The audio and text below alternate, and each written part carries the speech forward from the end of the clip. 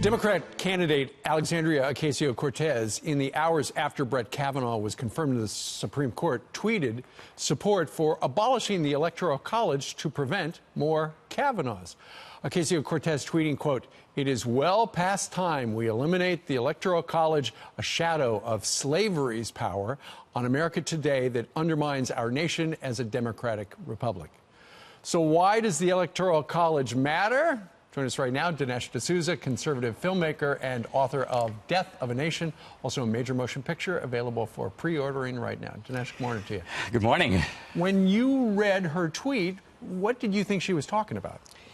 Well, first of all, I think she's confusing the Electoral College with the 3/5 clause. The 3/5 clause was about slavery, and it had to do with an argument between the North and the South over representation.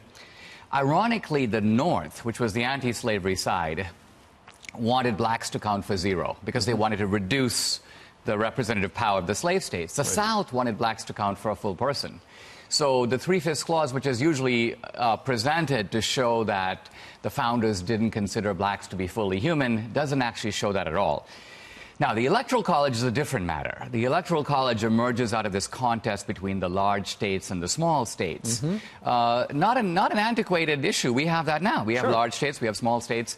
And if we had a system that gave power only to the large states, the small states would essentially be unrepresented. Absolutely. So the whole point of having, remember, the core of our founding is the consent of the governed. So to create a union, the founders needed the consent of the large states and the small states. The Electoral College is part of that arithmetic. Sure.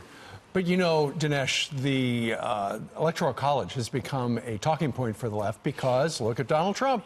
He won the Electoral College but lost the popular vote. Same thing with George Bush. So we've heard this for a while.